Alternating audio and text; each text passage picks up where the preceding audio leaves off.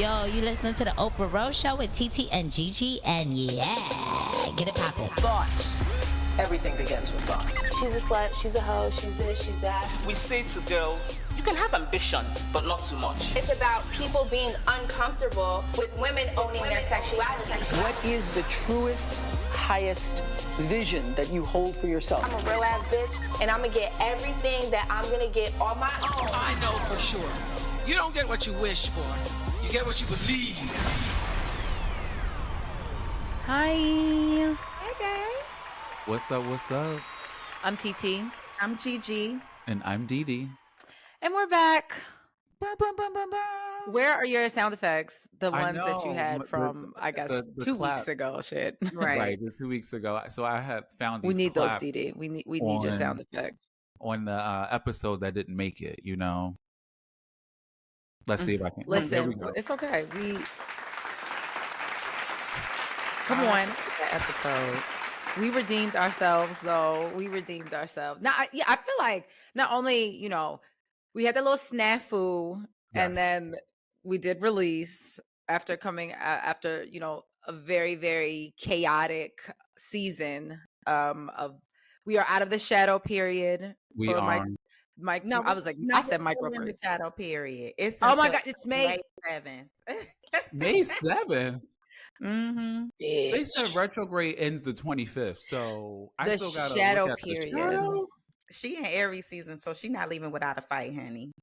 Listen, she a fight of knockout, draw, brawl, all of the things. Like, get her out of here, please, right now. And then we got to congratulate G, of course.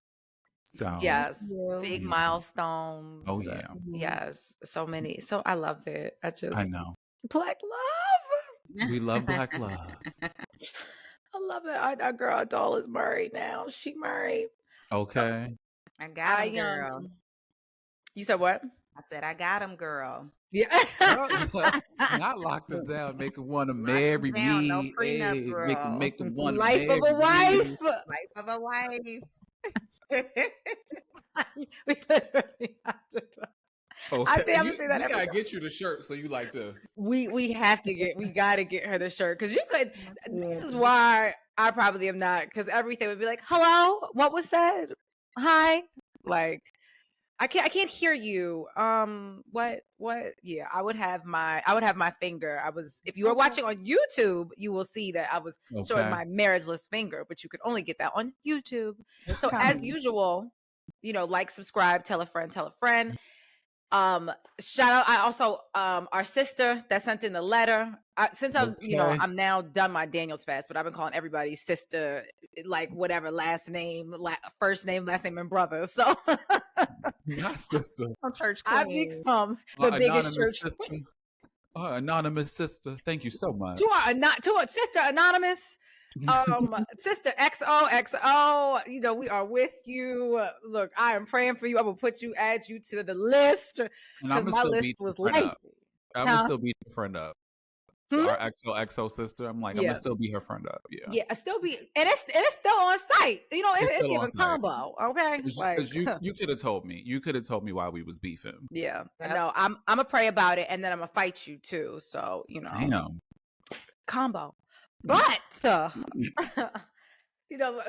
all the girls are fighting, everybody fighting. Everybody fighting. So we need the house therapist for this. We were like, the internet is fighting. We've been fighting in the inner lives. Oh, who can we get to step in here? Help us out. Help us have a conversation. Help us have a conversation, because y'all know how much we love our reality television and watch everything, and one of our favorites are dolls. I need a hookup on a house for my birthday. Yes, and I got that August. So I'm like, Martha's Vineyard summer house, multi hyphenate, Esquire, lawyer, doll, cast member, Preston. Recently engaged. Welcome to the show. Welcome, PD. I love it. No, welcome. We were literally like watching, I think, I want to say it was the first, not the second season, watching the first episode, and we were like, we have to have him, like, like, must. Yeah, this was season 1. We've been saying this. No, literally. It's given favoritism. So, I mean, I feel I'm happy. Clearly, I'm a lot more vocal this season, but I'm still in my therapist bag, still in my we all got to get along occasionally bag. So occasionally, because sometimes fuck y'all. Okay, it gives that, and it's okay. It's really, really okay. Yeah. I guess, just give us some context of some stuff about you that like we don't know from the show outside of you, like I said, being literally the moderator and the same person. I'm just joking. No, some stuff about me. Oh my God. So I will say, like, I come from a pretty small family actually in Ohio. But the side of my family who I've always felt connected and close to is my mother's side of the family. But I was raised by some dope Black women. And I really think for me personally, that's how I kind of stay grounded in a lot of things. Like, I just can't remember a time where Black women weren't in my center, weren't the people that like raised me, mentored me, cherished me, nurtured me. And I really think that is why I know that is exactly how I am today. And that's honestly probably the biggest thing to really know about me that a lot of folks probably don't know just yet. I love that. Yeah. And then what was the process? I'm going to pause for a second. Shout out to the Black women, right? Like, obviously we got 2 Black women on this podcast, and I literally tweeted, Preston, that's so funny. I literally tweeted like yesterday. It was like Black women. It was like a greater than sign because I get your sentiment. Like, everything that y'all do is in culture. Everything that y'all do, y'all can literally make the world go round, right? And it isn't praised enough. So I wanted to give. And I told people, just don't soak it up. Pay them. Right? Like, I need, it's just, there's so many things that when I built my consulting firm and my team, the people who I hired first were Black women, queer folks. Like, I was like, if I actually believe this, I have to put my money there too. Right. And not just be like, I love you, like hashtag Black women save people. Like, no, like it's important, right? Because we need to amplify just to your point, Didi. But I think also it's like, okay, how are we really showing up in support of? And I don't see it a lot. And I know Black women must be exhausted because I'd be exhausted for y'all. Whew.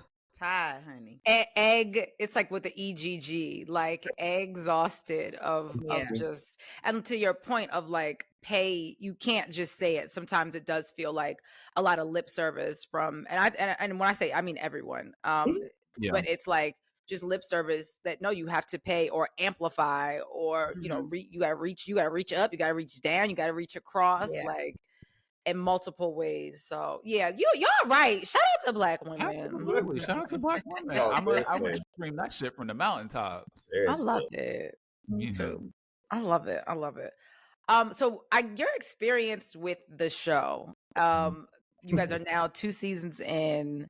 What has that been like? And even just like professionally, like what is that challenge like? Or if it is a challenge, like what is that like balancing the two?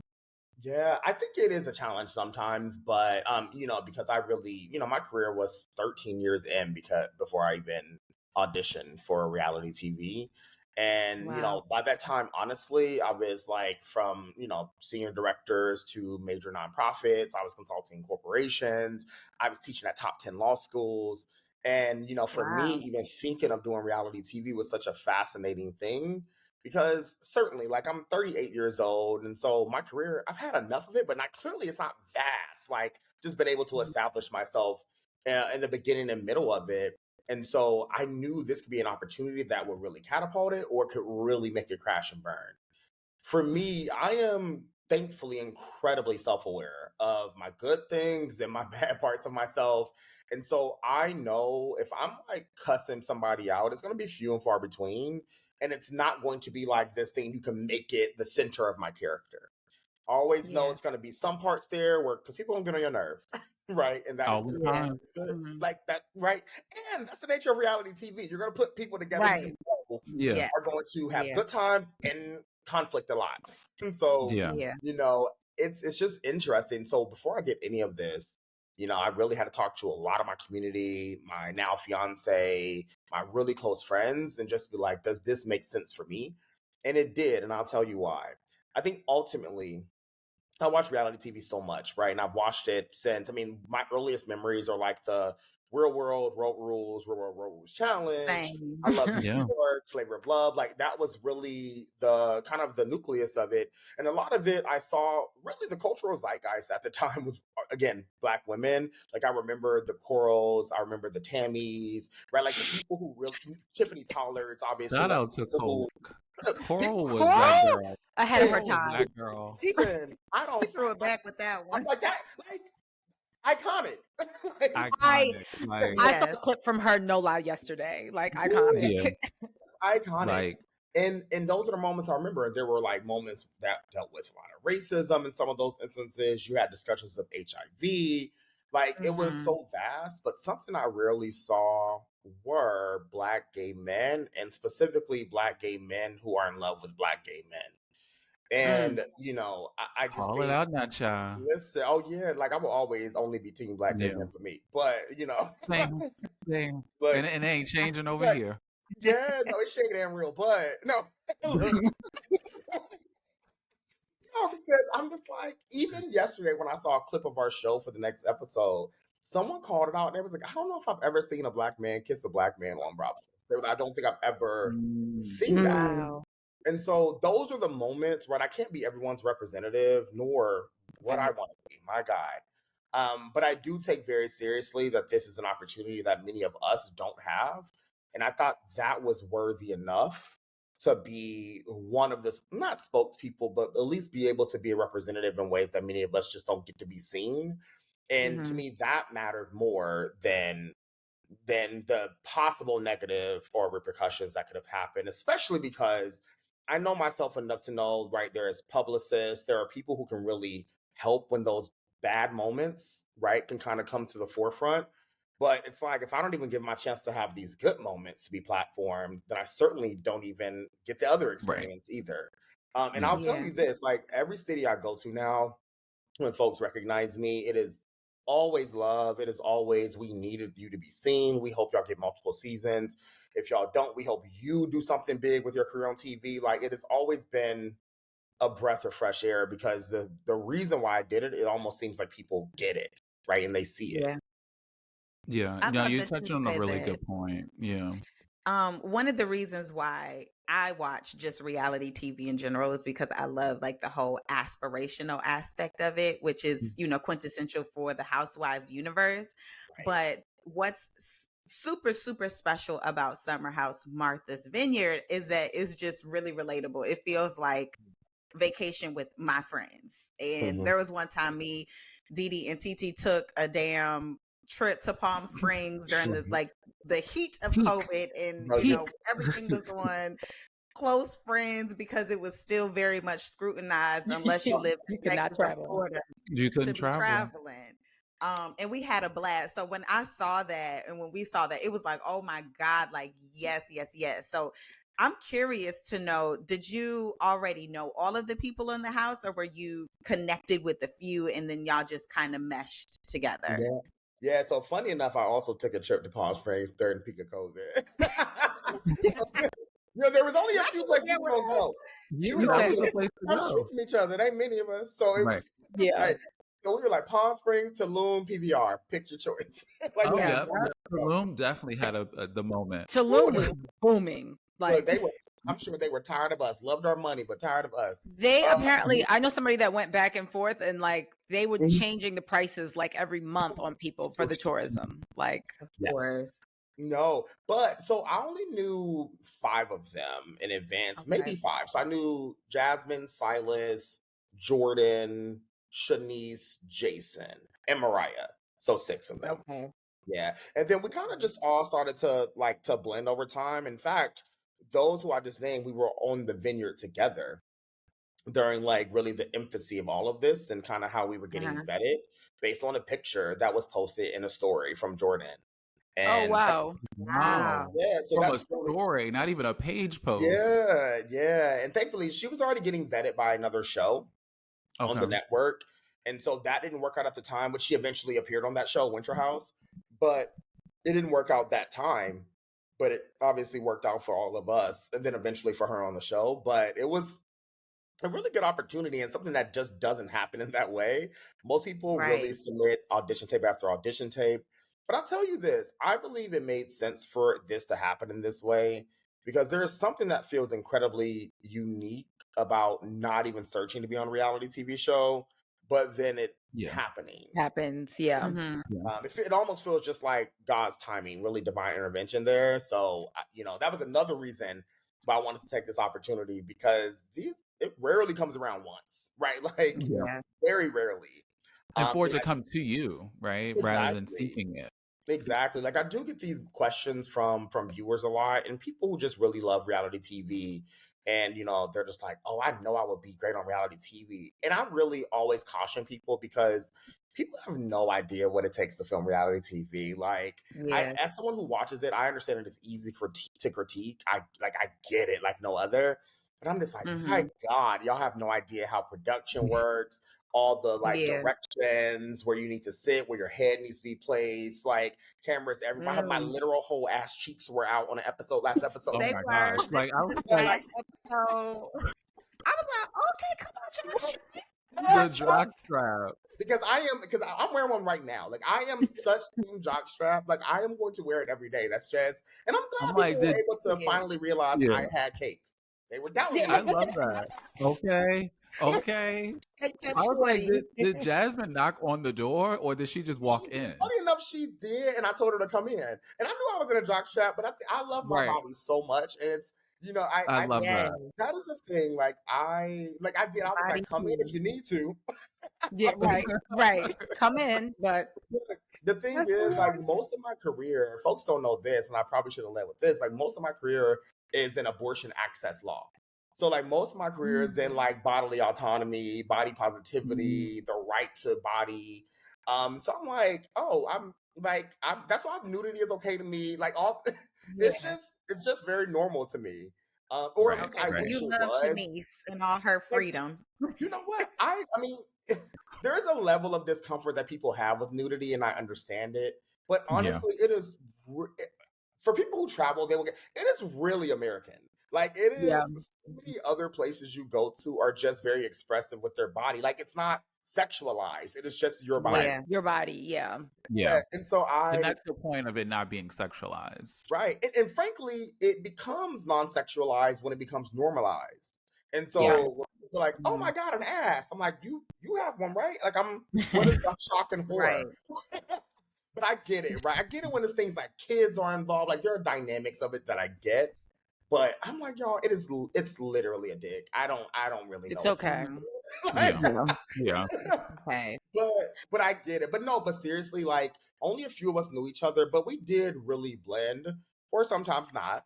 Again, that's what happens. But a lot of us already knew each other, which I think you can kind of see play out in some of our dynamics too. Yeah. No, you can. You just seem very and now it just even hearing this kind of even speaks more to your character on the show. Just like you said, like very self-aware and like self-assured, and obviously doesn't mean that you don't have bad days, but just kind of like, I feel like they needed someone like you to kind of center, kind of like you just you girls. Yeah, you seem centered and grounded too. And now, and I feel like it's expressed as and not even your character, but like how you show up on the show. Of like, it seems like you always. Like, I remember one of the episodes, I was like, damn, I'd be like, y'all, can I have a night off? I don't feel like getting in the middle of everything. I will tell you that too. But you know what? And I hate to say this because I hate that my good parts are born out of trauma, but I've gone through a life, right? And I think a lot of it, you just learn yourself earlier when you've gone through a life. I'm kind of comfortable sharing this because I've written about this years ago, but, I'm a survivor of sexual violence. Right, my father molested me. I was abused. I talked a little bit about that on the show. Like, there's a lot of what I went through that really just made me, I don't even want to say strong, but it just made me be like, damn, life is lifing. And it's an interesting thing, and I should not have to experience that. But in not some at all. way, I'm grateful that I did, because I don't know how else I could have been shaped. Like, I don't know, because that's the only life I know. And so I know I should not have had to go through any of that. But in some of it, it made me incredibly self-aware, and it made me incredibly grounded. And some of the most horrible parts of my lived experience are really what turned into love for myself. That is like actual. That's beautiful. Like, but because that's something that, like you said, it should have never ever happened. It shouldn't happen to anybody. It shouldn't happen to you. It should not happen to anybody. But like, you know, when we talk about whether, you know, beauty for ashes, or, you know, you even taking that and being able to speak about it and convey it in that way is just like, I'm like honestly like blown away. I'm like almost like literally, because your response to the things that have happened to you could go any direction, right? And so instead of it being almost like a victim to these things that happen to you, it's almost like encouraged you and encouraging people around you, because we had no idea, you know, that you've gone through those things, right? And even seeing you on the show, like just being very level-headed and being that moderator when Bria want to go off, Summer want to go off, Jordan want to go off. It's like, literally I'm watching it like, what now? What done happened? And I think it was for you, there was a moment when you were tested around the whole Phil debacle, right? And as another gay Black man, I've been there where someone has called me soft. Someone has used these different terminologies in order to demean who I am as a person based off of who I love, right? And I think you even handled that moment with so much grace because of the things you went through, right? Like, Bria calling this man on FaceTime. I don't want to talk to him. Like, no, he can't come to the house, right? But you were able to have that conversation, actually, like at one point, crack a joke. So that says so much about you. And I'm curious to know what made you actually say yes to getting on the FaceTime, because you didn't have to do that. I love this question. So it's challenging because, you know, the reality, and I have to connect this. The reality is, in this moment in time, Bria and I are not on good terms. Like, that's just real life. And so, like, there are moments you watch back and you're actually like, honestly, this probably should have happened sooner, because there was a moment I watched back and I thank God for blocking certain things, because I didn't even hear that she called me a bitch, like in an argument. Yeah, there was like one moment and I was like, huh. I'm like, what episode was this? I know. When she walked, I was about to say when she walked away from the table. When Jasmine was crying, it led the next episode. So maybe episode 5. Okay, that was the most recent one. And I didn't hear it in the moment. Like, and I was like, that had to be God. Because there are most things I'm calm about, but there's something, because I'm like, if I had actually used that same response to you, it would have looked very different. Different. But I'm like, I'm curious why you're calling me this, because I don't think you would have called it to Amir or Nick or Alex. So I had to just kind of sit with it and just be honest with my feelings of like, we're actually not that cool. And you know what? It's okay, right? I don't think she's the worst person in the world, but I just need some space. And feelings are mutual, I'm sure. All that to be said, I am almost wanted to reject the conversation with Phil just because of who the messenger for him was. Yeah. And absolutely. Was incredibly fair. But it also for me kind of like, I'm an activist at my core. And I think part of the work that I do and that my consulting firm does is community engagement. And I know this probably sounds disconnected, but I hope I can connect it. For me, it's like community means a lot to me.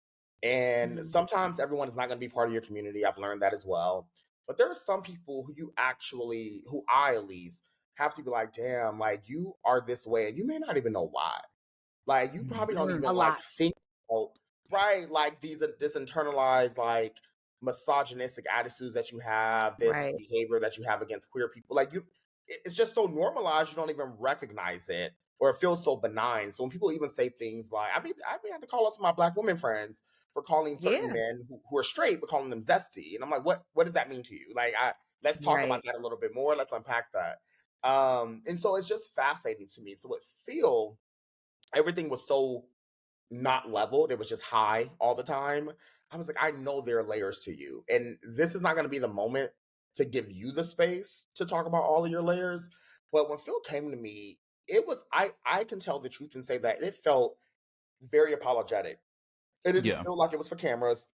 It very much felt like, hey, I heard some things and that really is not me. And if you give me the space, I will love to talk to you. Like it wasn't, it just felt, you know, you just have it just felt like, okay. okay, like I can hear you out. It's not going to change our, our relationship. We're not going to be friends. Like, right. But the truth is, in real life, I know people who knew Phil, who went to high school with him, and they were gay. And they were just like, that wasn't him. Like, I don't know what I saw on TV, but that was like not the Phil I knew. He was funny, comedic, but he wasn't like someone who would just go around like, all this stuff. So I was like, that's so fascinating to me. It's a lot of vibrato. Unnecessarily. He tore that house up. Yeah. And then you take a shit and leave it? Like, bro. This moment. Like, when I tell y'all, people were asking me, was that real? I said, no, y'all, it was 3 hours and he was gone. Like, it was not, it was serious. I said, cut the cameras, get him out of here. As he should have been. I'm like, I am absolutely done with it. I'm like, I will literally leave because I'm not about to deal with this for another week. Like, I can't do it. Yeah. No. I think also, though, what troubled me in that moment, one, I just hate watching myself cry. Like, I think tears obviously can be joyful, but, that moment really felt even more isolating because I know how people who can be perceived as dramatic are like, I know the perception of that, right? There's like, they're tripping. It's not that serious. And I've been accused many a times of something being not that serious that I'm actually upset about. And it pisses me off. Yeah. Like, I'm like, just because you don't have emotional awareness, don't blame me for having it. And I'm feeling my feelings and I'm sharing them with you. Like, and I think that should be honorable and not just dismissed. Oh, absolutely. Right? Not just dismissed because it's easy to do. But that is why I wanted to have the conversation with Phil. There was something that felt like Phil is someone who's also in community and will be, regardless of these cameras. And people like him are going to be in the community. And I have to figure out a way if this is worth my time and energy engaging and giving a space or grace. Now, is everyone deserving of grace, in my opinion? No. From somebody, but not from me. Right. Fair. But that just felt like a moment where it just needed to happen. Now, I do want to clarify something that we still did not want him in the house. We were like, if we can do like Mariah, we were like, she can come in the house all day, gang, gang. Right. But like, you was causing issues with that one when you was going toe to toe with the girl we ain't going to talk about. But look.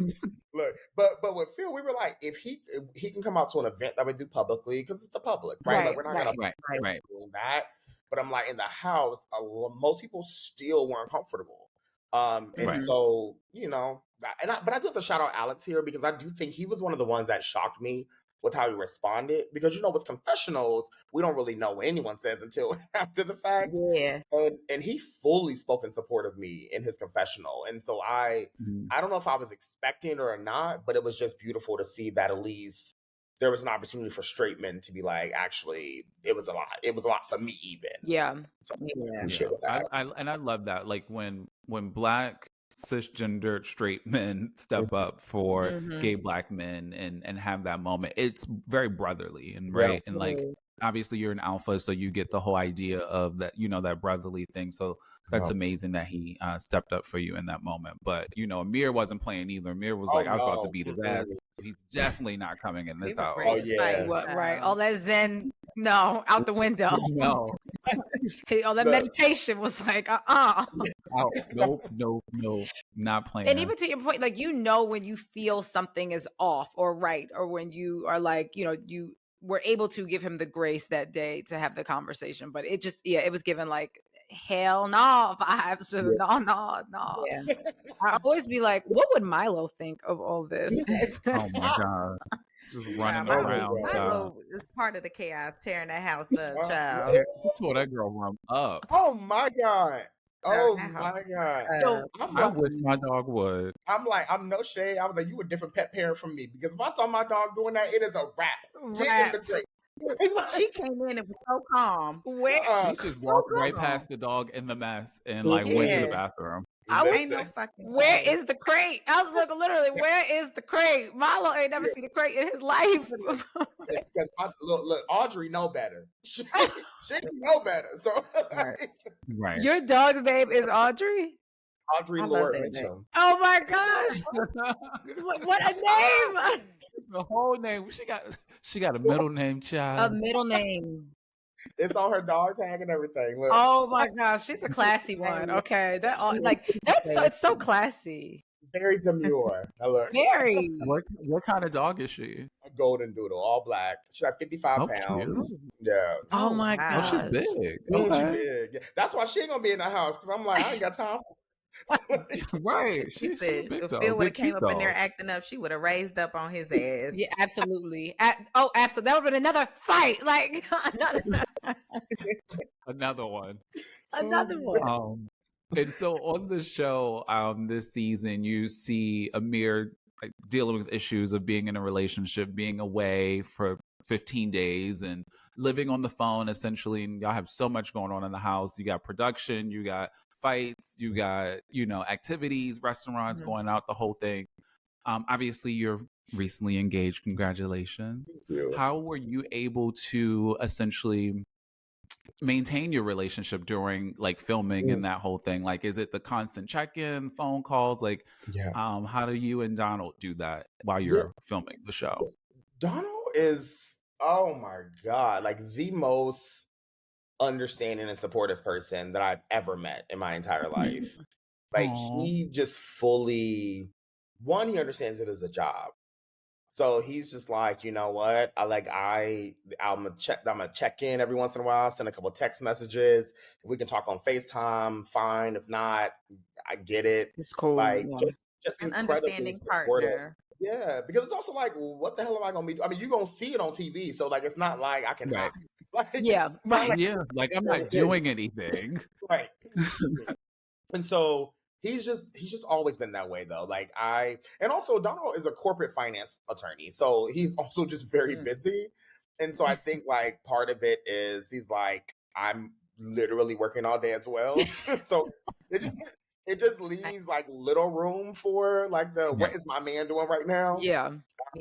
That's never been him. Like he's also just very, very secure in who he is and and what our relationship is. So I've never had to deal with like, some couples do, but I've never had to deal with the constant phone calls, where you at, checking your location. I like that. That's just not been my thing, especially with Donald. And I am grateful for that because when I tell you, y'all, and I made a joke about this just on Instagram a couple hours ago, when I said we are absolutely the most normal couple in that house. Oh, absolutely. No, without saying. It's not even a joke. I believe you. Yeah. Like when I tell you, like I was shocked at seeing the couples argue because I'm like, y'all know cameras are here, right? Like, and again, I can't wait. This can't wait. And again, it's gonna happen, right? Like I'm not, your emotions are your emotions, so some things are gonna come out. But I think it's also because me and Donald just really just be chilling most of the time that I'm like, what y'all arguing about now? So we like, when I said production was even joking with me and they were like, so y'all were the only one who didn't get in an argument, right? I was like, no, but I suspected that. And would. Like, what Bria and Simon about to argue about now, child? Yeah. I mean, we're coming back. I enjoyed him. I enjoyed Simon. Simon's trying to have a good time, okay? Simon like, I'm working. I'm trying to turn up. I like Simon too, but I can't lie. There's something that will always, and maybe because I just study race and culture, but there's always something that will disturb me about white folks wanting to be the center of attention in Black spaces. And there are certain moments that he does. Yeah, and again, it's never malicious from him. And so I always kind of have to really reflect and be like, okay, is this the opportunity to say something because it's not malicious, but that don't make it not annoying? Yeah. So sometimes I just want the guests to know that they're guests. Yeah. A guest of the culture. Yeah. Right. You are a guest of the culture. Let's be clear. So let's stay in your guest of the culture lane. Like, I'm gonna stay in your lane. But I also want to know what they were arguing about because I'm like, I don't know what these couples are arguing about either most of the time. Oh yeah, true. Because you don't get to see the episodes until we all see them together. Yeah. So there are moments, right, when people are just in their rooms having conversations. And when I see the episode, I'm like, oh, what was y'all talking about? Wow. Right. Wow. It's always fascinating. We get an episode today, so I can't wait to see it today for Sunday. Oh my gosh. Oh, y'all get it a few days ahead of time. Yeah, we get a 48 hours advance. Yeah. Okay. That's cool. Really quickly, because I just love a good love story. How did you guys meet? Oh my God. Dun, dun, dun on Jacked. So we Come on the app. I know that's right. We met on an app. You know what's funny though? So like I have met so many actually like good friends from apps, like whether like hookup apps, dating apps, whatever. So like Jack's, Grindr, even back in the day, Adam for Adam, Black Gay Chat. Like take us back, baby. Like my first not BGC. No, my first roommate in DC, we were roommates for 5 years, and I met him on Black Gay Chat. Like, and we were just friends, right? There was nothing romantic or sexual, and so like. Yeah. You know, but I think it is what it is because I've definitely busted wide open on Jack and Grindr and stuff too. So like, you use it for what it's used for. Yeah, okay. You know, you make friends, hook up, do whatever. But yeah, but he slid in my DMs, and I remember his profile was so fascinating to me because it gave me a couple of things, and it really gave me like, I'm a lawyer, I'm smart, I like to have a good time, but don't try me, and those are all the things I love, like. Okay. I love all of them. Did he say he was a lawyer on his profile? Yeah. Oh, that's right. Donald's not a brother. I was like lawyer by day. Look, actually. Look, it was like lawyer by day, turn up by night. Like let's keep word. I love that. I love yes. Same. I loved it. And so, you know, I responded back, of course, and we were talking for like a week and a half, 2 weeks, just on the app. Never exchanged numbers. And we were kind of like, wow, this has clearly been going on for 2 weeks, which is a long time on the app world. So we're like, let's exchange numbers. We exchanged numbers and went on a first date a week later at this speakeasy called didnt Liquor Bar in DC. And that was history from there. I will say that our first date, though, was in January of 2020. Okay. And so, and so my 35th birthday was March 2024. And we were in Cabo, and he was in DC. And so he called me and was like, hey, I don't know if you're watching the news, but they're closing the borders. So you may want to come back. Right. You may want to come back. And I tell you this, because we were still dating, including in the height of COVID. But we ended up taking like a 2-3 month break. And it was probably the most important thing we could have done for our relationship. Because the truth is, we took a break because we were like, we actually don't have the opportunity to date anyone else. So this can't feel like we're doing this just because now we don't have another option. So, that's very interesting. Yeah, that's very grown of y'all too. Like, we really liked each other. It was like just this may like let's figure this out just to see if it makes sense. And if it comes back, it comes back. And I tell you this, I always blame him because during those 2.5 months, I got COVID. And I say, you see what happened when you leave me in the streets? You see what happened? Look, and we ran into each other. And I tell you this, we ran into each other, went on a date like a couple weeks after that, and have been dating ever since. Oh, so, I love that. Yeah, it was just I love that. I really love that.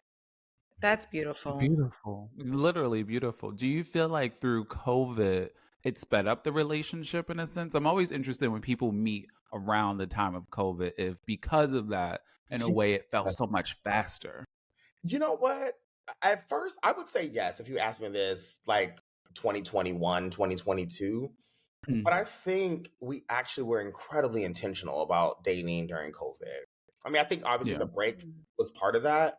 But I think we were having these like weekly conversations of like, how do you feel? COVID is still around. Like, what is like, we were so intentional about our conversations about it because it's like at this point, we like, honestly, we're just too old to be wasting people's time. So it's just like what, like, what is this? What are we doing? Does it make sense? It's okay. Like we had built, I think, enough of a friendship where I really loved and respected him that I was okay with being friends if that's what we needed to be. And similarly for him, but yes, we're still friends, obviously, but now we're lovers for life. And I think like part of it was because we were able to slow down and be like, all right, we know this pandemic is happening. Nobody know what they doing. We still wash in grocery bags, not the food, but the bag. The bags with the Lysol wipes. That was a crazy time, child. Yeah, so crazy. Yeah, but I can see why it felt fast for probably everyone, frankly, because it was just a scary time. Like you were losing family members and friends, and no one really still understood it. right? I still have a friend to this day who cannot taste, right? In terms Are of you serious? Yeah. What? Well, he's gone to the doctor consistently still, and it's because of it's one of the side effects of long-term COVID. Damn. Yeah. That's so crazy. Oh my God. Yeah. And I ain't trying to make I would be devastated because I love crab legs. And so like that's like the one thing if I can't taste the crab leg, oh my God. I would lose it. In Maryland. Right. I made crab cakes last night at 2 a.m. What? I came home from somewhere and that didn't have food and I wanted a crab cake. I love that you're my twin because I ate Taco Bell last night at 2 a.m. But well, I'm in like the suburbs, child. It wasn't shit open around here, so I'll be having to cook. It don't be nothing. Oh my gosh. That is but horrible. I want to talk a little bit about reality TV. Obviously, there's other shows that are out there too, and we love our TV shows. Do you watch any OWN shows? Like Ready to Love, Love and Marriage? Everyone tells me I need to start. Oh, you have to start. We're going to put you on today. Okay, can I say, where should I start? That's a great question.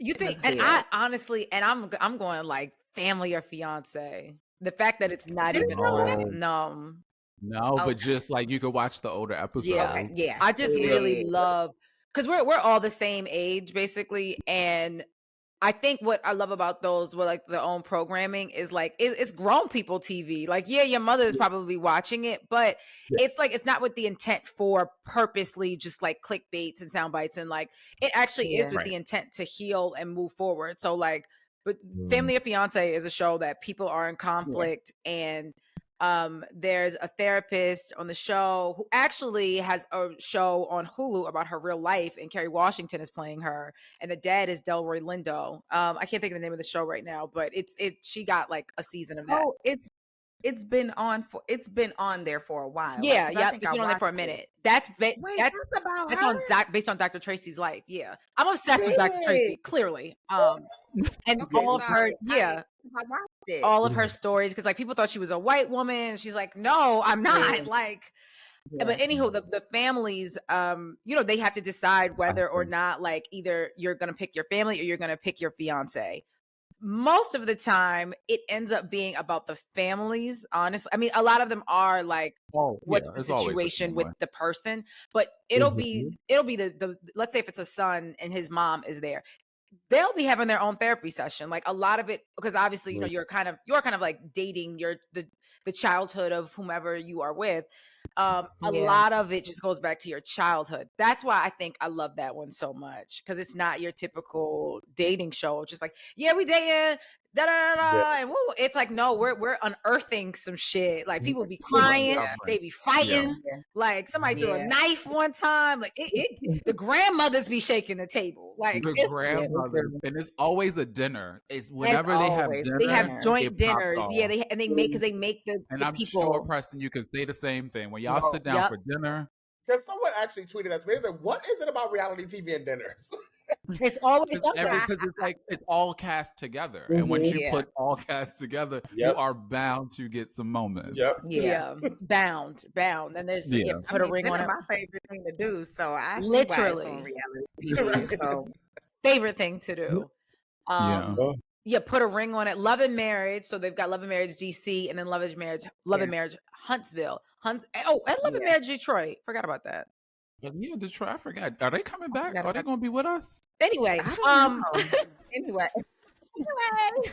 T-Way. I think even Carlos was like, "Child, let's just get back to Huntsville," because Huntsville takes the cake. Okay, Miss Melody Holt. That's okay. Yeah. I'm like, not Miss Melody Holt. I'm sorry. What is her maiden name? Rogers. Yes. My God. Am I not? Come on, get it right now. I'm not a mellometer, clearly. I'm sorry. I am so sorry, Melody. No, Melody Rogers and Martell Holt. Sorry. And then Maurice and them, just watch it. I have so many friends that watch that one. That one is like gold. It's so good. Yeah. So OWN has really good reality programming at this point, and like T saying, it's really catered to our age group, for sure. It is. Like I got home, my mother was watching Ready to Love reunion, And I walk in the door and I'm like, rewind it. I haven't, wait, hold on. Like, we are like, we don't play. Like, she was like, that one girl. I'm like, I know. Like, it is all ages. Like, I know the one girl you talking about, because I did not expect her to turn up like that. I spent a rack on this. I was like, a rack of ribs? That's what Kenny said. I'm like, a rack of what? Because, girl. Racks on racks on racks. Listen, nephew Tommy was like, we got to go. Okay, but Ready to Love has about 16 seasons or something. They just turning them out. But you got to start with some of those. But do you have a favorite Housewives franchise? That's a good question. Because right now it is so tough. Because Potomac was awful. It was hard to watch. Yeah. You know what? Honestly, the one that I've enjoyed the most recently is Miami. Oh, yes. Miami, I think, is one that actually is incredibly underrated. But this season? Yeah. She's never watched her. So yeah, I know. I need. I told you don't. I was not. Don't go back. Just you have to go back. Season. I wasn't working over the summer, and I had free time, and I watched only. I think I started with maybe the third to last season, and because I watched this last season in real time. You don't even need to start from the beginning. Okay, no. That damn Larsa, and oh my god, I love to hate her. She's so good. You for love TV, to. though. No, she. Yeah. It's so good for TV. I want to fight her for Gertie alone. Like I just. oh yeah. She gonna get the hands. Show. But it's good TV. I can't lie. You know what I think is getting a divorce. Yes, the Cuban yes. doll. Oh yeah. That's my favorite dresser for the show for sure. Yeah. I can't think of her name right now, but Nicole, no, and you know who I want? Whoever, I don't know what Miami's, peach glass is. Kiki I don't need her to be a friend of the show. Racism. It's giving racism because why my girl Kiki don't have one? No, but I feel like Kiki was just kind of there. She literally, the way she showed up this season, like all the stuff, I was like, Kiki, you got kids. Yes, lean into Lisa. Like, you are not the only person that is experiencing what you are going through is horrible, but you are not the only person experiencing things.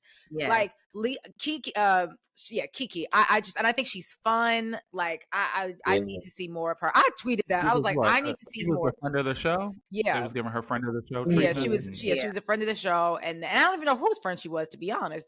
But she's Birdie. But I don't think she was. She was multiple. She was friends with multiple girls. Yeah, but her and Gertie are okay. Yeah. Okay. Yeah. No. And Alexia, that's her. I was gonna frustrate me if I couldn't remember her name. Who's getting divorced? Alexia. Okay, Alexia. Yeah. Yes. I can't. Child. Everybody should watch Miami. Yeah, Miami kind of shocked me how great it was. Like, and I mean, it's been good for seasons, but like, especially when you saw it on Peacock, it was really like, all right, this is. Yeah, that's when I went on Peacock. Yeah. Yeah.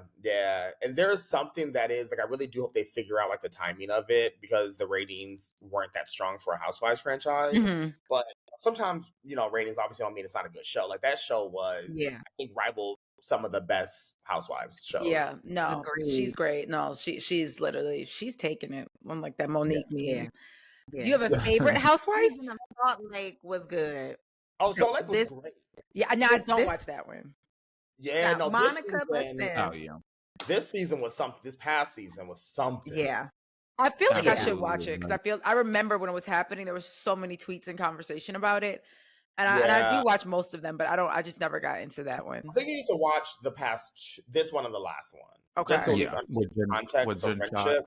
Yeah. Mm-hmm. Because you have to understand about Jen Shaw. I mean, you can also just Google her. But yeah, right. Know about, just to understand. I'm sure you already know probably at this point.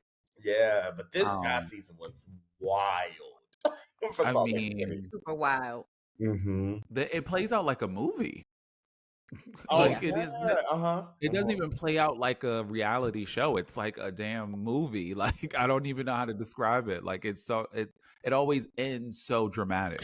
The season itself, it ends so dramatic. You don't even see it coming. It's actually, you know what? It's crazy. I don't know why I just thought of this. Like you said, a lot of these are like, I'm thinking about Beverly Hills, and it is playing out like a movie. Like all the things that are happening in their life that you're either showing or not really showing.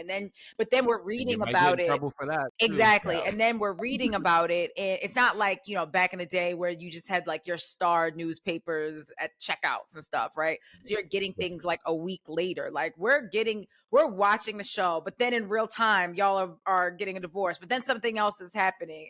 It's kind of overload a little bit. It's like, so what is the story? Like, because Kyle and what's her name? Morgan. Yeah.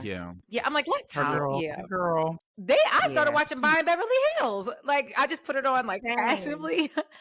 You find out more when you watch that because you're now getting it from Mauricio's point of view. I'm glad to have his side. Yeah. I think we get it because it was very easy to just be on Kyle's side, but now you can see like the full dynamic of like just he's in his business bag. The girl is growing a company. Yeah. It's like I get it. I totally get it. But you got to pay attention to your wife though a little bit more. I'm still on the first season. I think I just need to like go to. I'm only watching this new season. Yeah, I don't know why I tried to get backstory because I'm never going to finish it. You don't need it. Yeah. You don't need it for that show. You don't need the backstory. I was just watching it, and I like I said, very passively. So I'm actually gonna clean up. I'm gonna put that on as my backstory show. So we want to play a little game with you. It's called Tweets Are Watching. So we've gone through some of your tweets. You are an avid Twitter user. So are all of us. We love Twitter. And have been for years, just to confirm. when the whale was there, okay? we was back then. Listen. So found 3 of your tweets. So when I'll say the tweet and then kind of want you to give some backstory as to what you were talking about. The first one: Drake continues to be a piece of shit. Wash, rinse, repeat. I feel like that's an evergreen tweet. Like I don't even know what. Could have been like correct. I don't remember what that was. I don't remember if he had his limp video come out of his penis. I don't remember if that was like I don't remember exactly. But I'm sure it was something that he said about Megan that probably really annoyed me. Or he gets on my nerves with the Megan stuff. Oh my God. To be honest, that probably was because it had to be it. Because I will go 10 all toes down over Megan Thee Stallion, especially the way a lot of these like misogynistic rappers be talking. Anyway, so I'm sure it probably has something to do with that. I hear you. He is. It's like, and I am a like.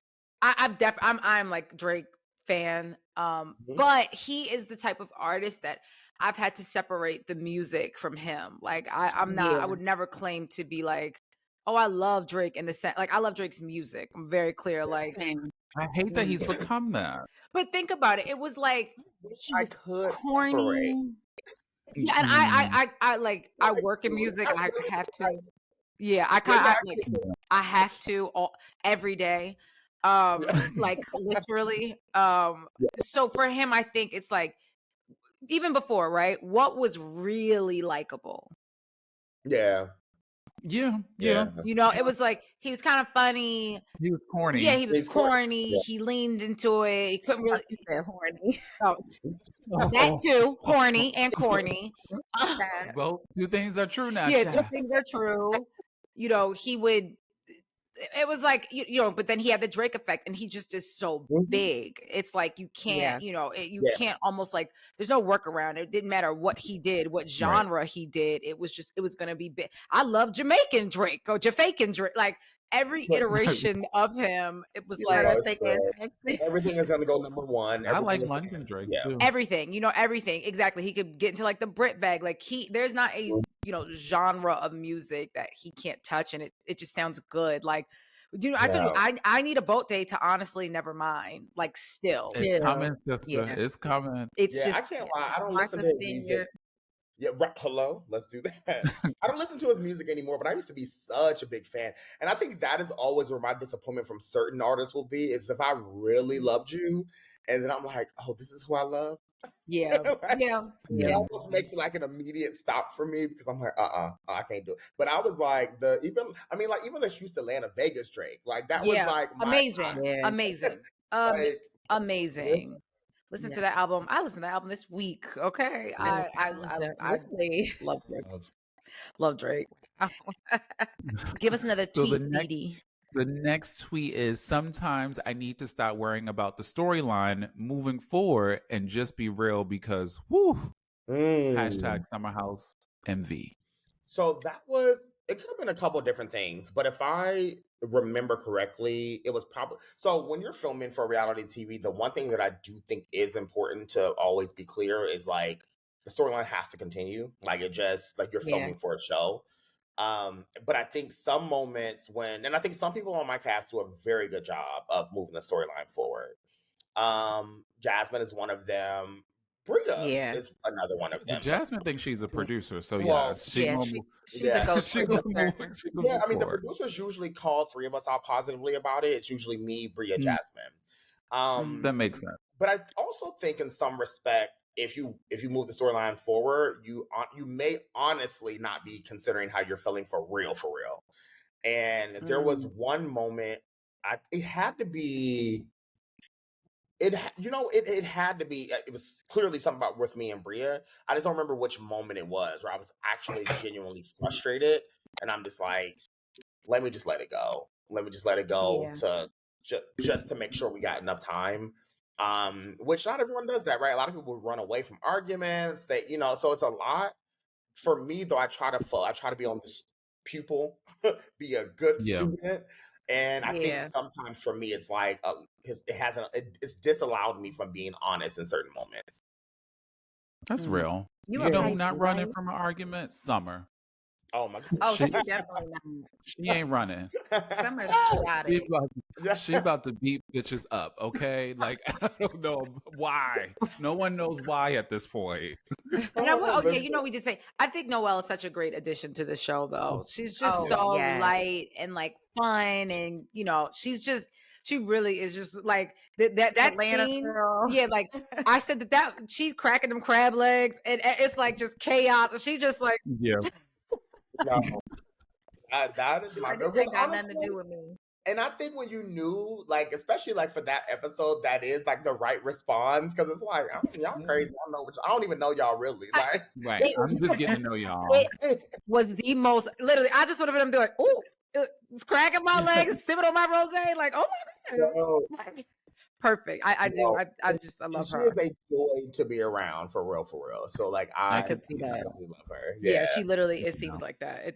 That's what I'm saying. You can tell, I feel like, people's energy, even through whether it be a TV show, that it's just like, you know what? I would actually like to have a drink with them, or you know what? Beat bitches up, like it. I know exactly. Like, right. Honestly, that has been like the thing that I've loved the most is when people come up to me. They always think they know me already. Yeah, and not because they know. Yeah, but I guess for them, they're like, you just seem familiar to me, like someone I just kick it with anyway. And then they're like, wait, you on a damn show, ain't you? Oh my God! Like, that's why I'm talking to you. Yeah, right. Because I had people come to me and they were like, remember we were hanging out at the bar in New York? No. I'm like, it wasn't me. They're like, no. They was like, we met through your friends, so and so. I'm like, I don't know that person either. Wow. And then they literally walk away, and they be like, oh my, they'd be so embarrassed. And I'd be like, y'all, it's I all thought you love. were somebody else. It's giving me drunk. That is hilarious. Good. And so the last tweet is, see, sides like me get engaged too. That was funny. There's always a joke that I have about people forcing gay men in particular to love particular sexual acts and positions. I mean, for folks who don't know, or listeners who may not know, so sides are folks who basically enjoy most sex outside of penetrative sex.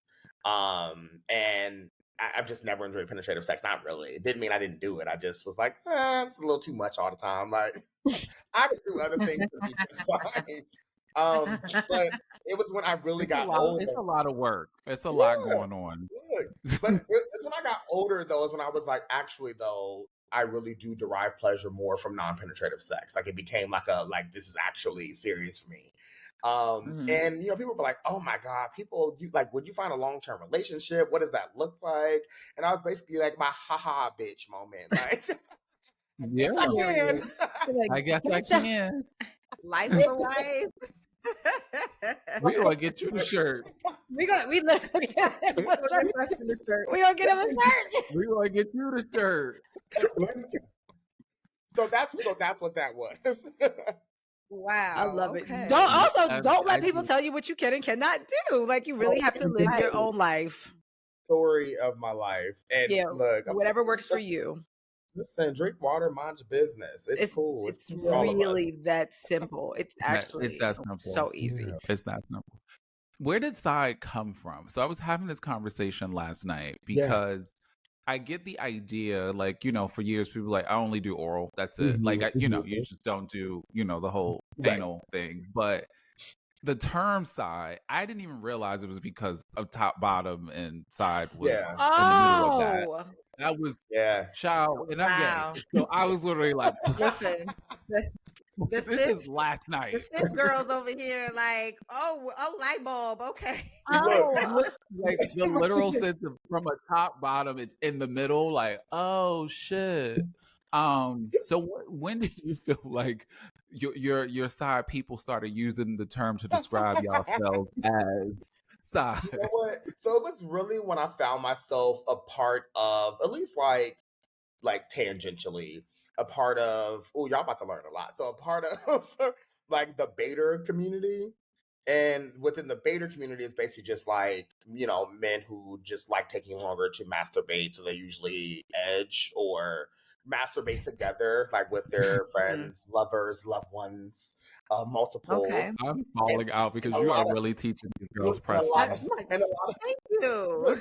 But a lot of them don't enjoy penetration. Take notes. I'm like, what? Some notes. But that's who I really started hearing using these terms first, as they were the ones who taught me around like edging and what baiting means and sides. And honestly, this is why I'm so grateful that I used to teach sexual health, because sex is so important to discuss, right? Like, not only important to have, but important to discuss. And I've learned a lot of people have really bad sex because they don't know what pleasure means for their own body. So they're spending so much time having sex to please other people, but not worried about their own pleasure. And I've really respected throughout the judgment and stigma for people who don't enjoy penetrative sex. And frankly, there's a lot of judgment for like people who do love receiving dick, who are bottoms or like verse bottoms more specifically. But there's a lot of judgment and stigma within sex and within LGBTQ communities. And I just really appreciate those who know what they like and know what gives their body pleasure. Because it's like, you can have judgment and stigma all day, but at least I know I'm having sex and I'm actually enjoying it. Yeah. Like, there's many people who I know have sex and don't, and are talking about, their partners or their friends because they're having miserable sex. And not That's communicating. very real. Yeah, and not communicating about it. Right? Yeah. Just sitting there, rolling their eyes back, praying for it to be done. I'm like, that ain't gonna ever be my journey. No. I think that you do have to really, especially as you get older. I think when you're younger, you don't even think about that. You're just like kind of going through the motions of what you, again, think that you should be doing. And no one is really, it's more of like the technical aspect, not necessarily like for the pleasure of it. That, like you said, sometimes it's not even for you. You're literally just doing it. You're doing it for the pleasure of someone else. And then you look up and you like, well, I don't even know how to orgasm, and I'm 35 plus or something like that. Like, I think all the time with my women friends, because I will never forget when we were in high school and even really college, talking to a lot of them, where I was like, be honest with me. I was like, when y'all started having sex, could you even enjoy it, or were you just worried about not being pregnant? And they were like, actually, I don't think I enjoyed it. The latter. It's 1,000. It's 1,000. A lot of it is fear. Yeah. And so, it's very, this is why, the show doesn't give us a chance to talk about it in this way, but I love discussing sex, honestly, because like, there's a lot of culture and stigma in sex, and we just don't talk about it enough. Yeah. And especially Black folks, right? And we can talk about like religion and why a lot of that and shame too. Yeah. Shame. I just really wish we got the space to talk about it. Yeah. Like we just don't usually. Yeah, we got to create those spaces because it's needed, right? Like, when you're talking about being satisfied during sex, it could resonate for anybody, right? Mm-hmm. And so I even think about women. And so you brought up a really good point that I've never even thought about is like the fear of getting pregnant. I'm like, damn, I guess that would be a fear, right? Because that's not something I would think about, but it definitely needs to be discussed. People can't say things like he was inside of me. Got it. Can't say that. Can't say that. Please stop saying it. Why should you say it like that? Text. I just don't. I texted my group like Summer. You got to figure out a different way to say it. We can't keep saying that. She just started laughing. She's like, I don't know what was in my head. I don't know either. She just seemed really frustrated. I feel like she was just so frustrated. And you know, when you just frustrated, it's like whatever comes to mind. Like, well, and I have these conversations many times on the show, like on shows. Like a lot of times it's not just like you talk and it's done. It's like you talk about it and producers thought it was good. And so they're like, we didn't get it all. So now talk about it again. Now I'm mad because the first time was my better time. The first time was good. So now, now I'm frustrated. Yeah. So she was like, by the time it was like the fourth time. It was like fair. Got it. Right. It's like, how else do you want me to say this? I'm tired of having this combo. Yeah. Okay. That's very fair. Break the fourth wall. What do you wall with us? I guess if you want to get straight to the point of it all, okay, cool. Yeah, now I get why you're mad. I was inside of you, No, like, what you want me to say? Like, it was one time I will never forget when I was having this long conversation with the mayor, and apparently they couldn't really hear me because it was really hot, and I was like standing in front of a fan, and I guess it was like blocking some of the convo because of my mic and the fan. They were like, Preston, we actually need to get that again. I said, no, I'm done. I'm not. You got take what you got. Like, I'm not rehashing this entire last week. Love y'all. But no. Love y'all. Wow. See, we learning things. Wow. Learn so much, actually. I feel like. That's what I'm here TV, learning even more. An educator, I tell you. An educator. Okay. Activist. That's what I said. Multi hyphenate. Okay. This is like multiple hyphenates. Like. So do you take off work when you film for this show? So season 1, it's interesting because I was not an entrepreneur in season 1. Season 1, I was working at as a senior director of government relations at the Trevor Project. God bless that org because, anyways. So I was working there full time and I was doing a lot of calls and meetings when I was working. And so I couldn't really engage as much as I wanted to. I think that's also why you see me be a lot more present. Like, I think season 1, I was myself, right? We're multidimensional people. But I think season 2, you really get to see my personality a lot more because I was able to engage and now I work for myself. So I was able to just like, all right, I'm not doing work for these 2 weeks, actually. Got it. Right. Okay. That makes sense. I love that. So we end our show with 2 questions. And so the first one is, what would you tell your younger self? I have to take it back to the beginning. Like, I would tell my younger self, you did not deserve what you went through, but my God, you are a dope person. And right. And I just always have to like remind, in order for me to talk to my younger self, I always think about my future self. And so like, I just find it just incredibly important for those dots to connect.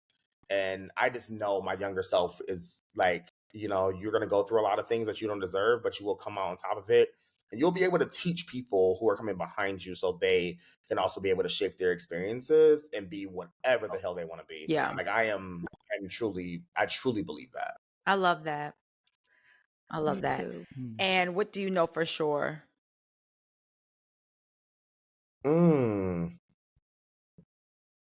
Is it okay if my radical self come out here? Of course. So listen, what I know for sure is Palestine will eventually be free.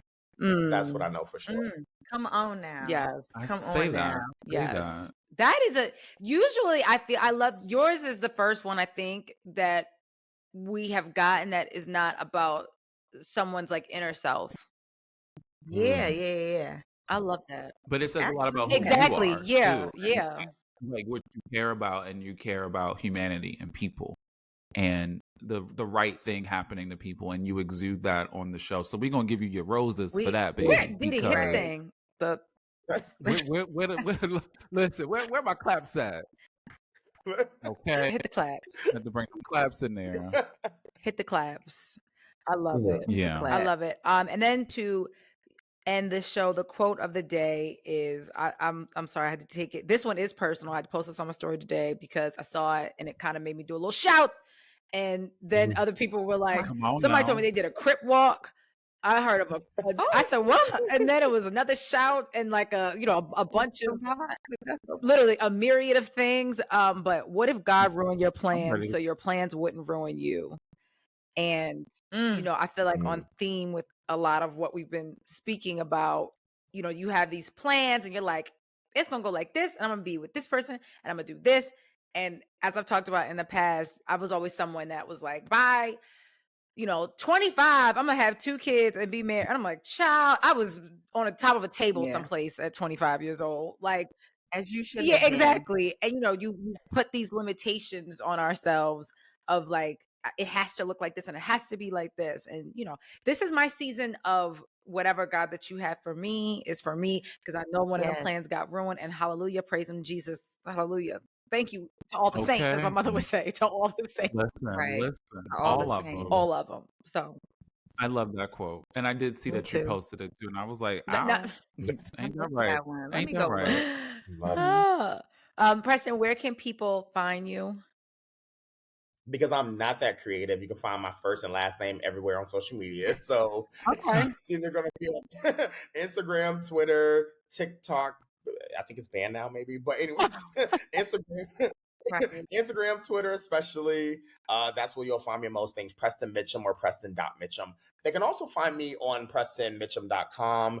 And if they do /shop, they'll see all of my merchandise from Summer House Martha's Vineyard. Yes. So quotes. Listen, quotes, slogans. The one with my meme is everywhere with me eating crab legs. That's on one of the shirts and mugs. You'll find the quote if you make a scene. I'll make a movie. That's on hats and sweatshirts. So go there and cop some things. It's multiple colors, free shipping. So make sure to get y'all something. Love that. Generous. Yeah, come on, free shipping. I love that. I love that. Well, thank you so much.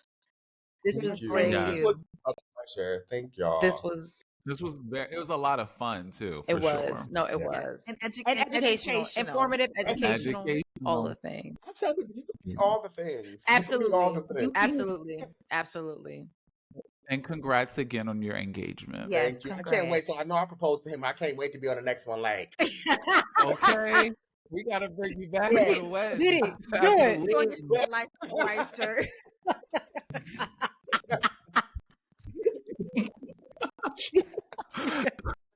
I can't. We gotta get you that shirt, Preston, that says wife of a wife.